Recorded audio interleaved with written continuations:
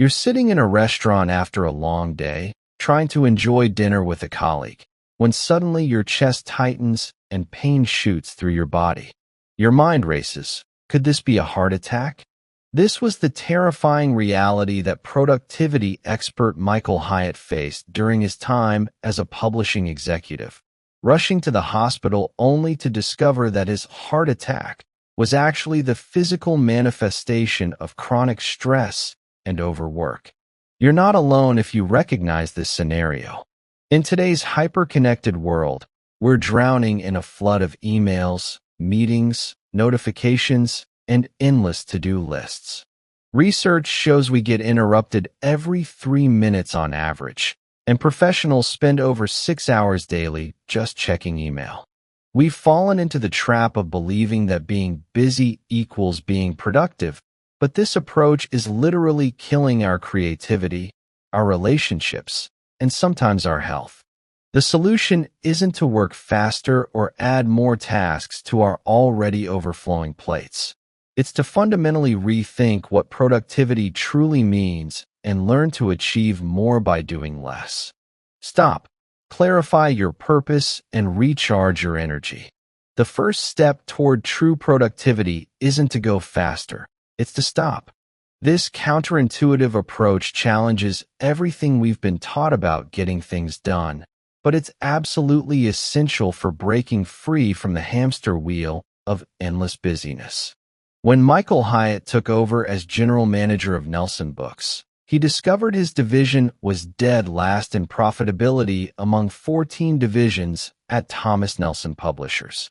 Instead of immediately jumping into action mode and trying everything possible to generate revenue, he did something radical. He went on a private retreat. He knew that filling a leaky bucket without first plugging the holes would be futile.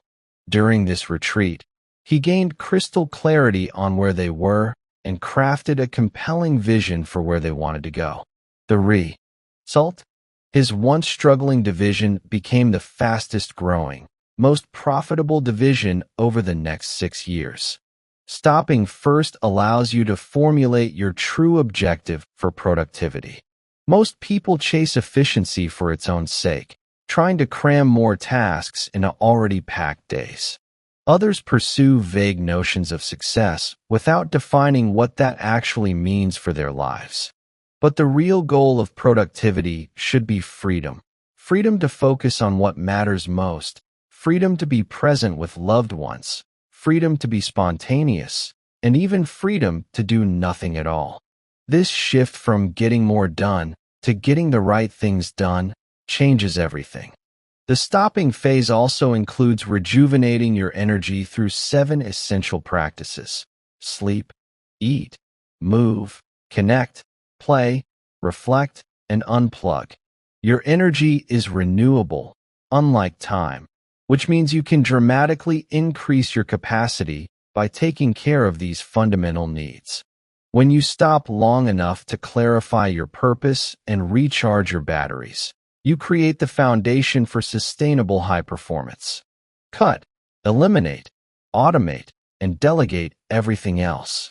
Once you've gained clarity on what truly matters, the next step is ruthlessly cutting away everything that doesn't serve your highest priorities.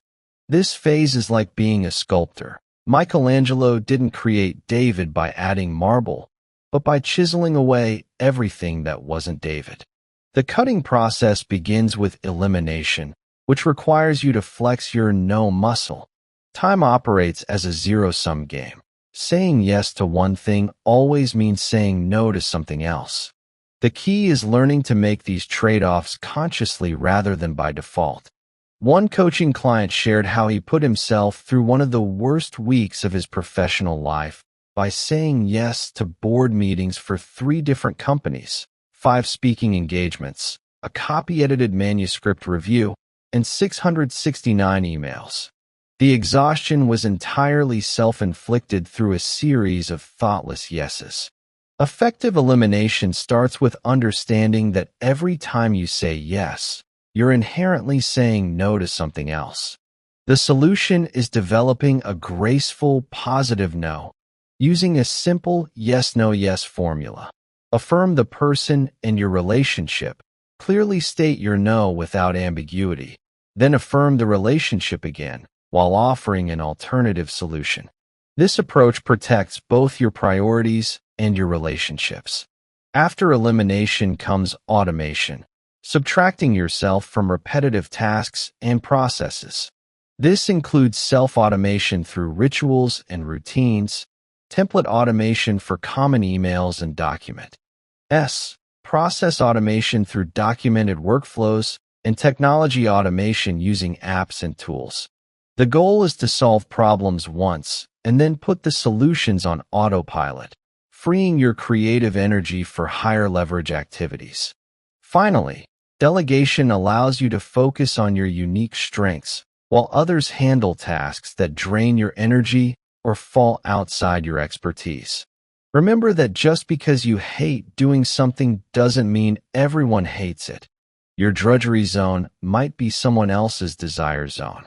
Effective delegation follows a clear hierarchy and process, starting with tasks you have no passion or skill for, and gradually working up to activities that might be in your wheelhouse but aren't your highest and best use. Design your ideal week and beat distractions.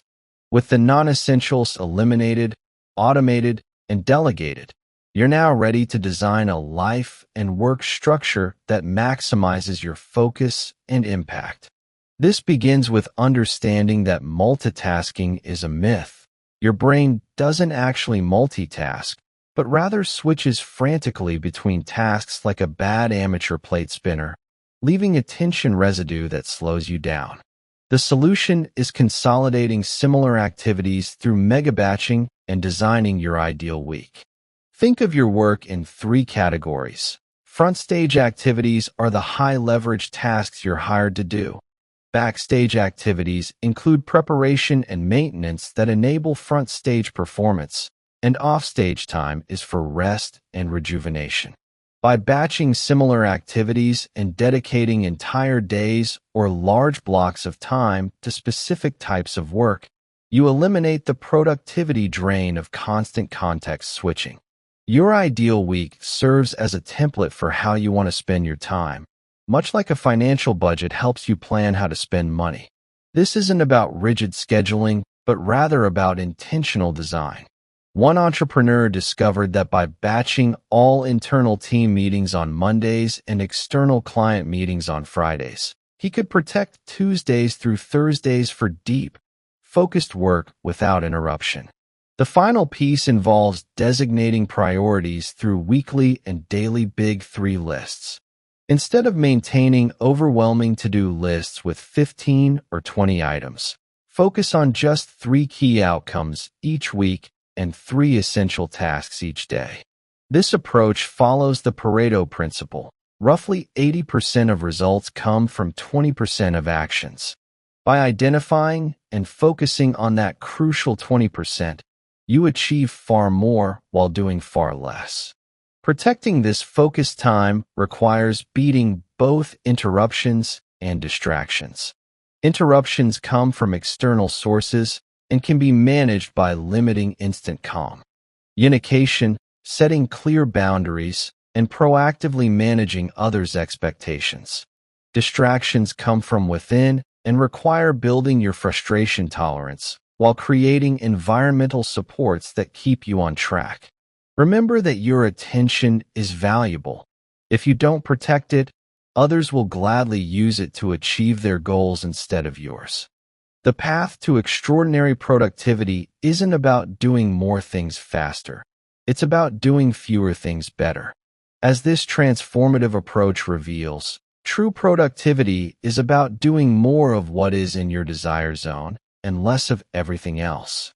This fundamental shift from quantity to quality creates the freedom to focus on what matters most while still having energy left for relationships, health, and personal fulfillment. Your journey toward this freedom begins with a single decision to stop the madness of endless busyness and start designing a life of intentional focus. Take the free to focus productivity assessment to establish your baseline. Then commit to implementing just one element from this system this week.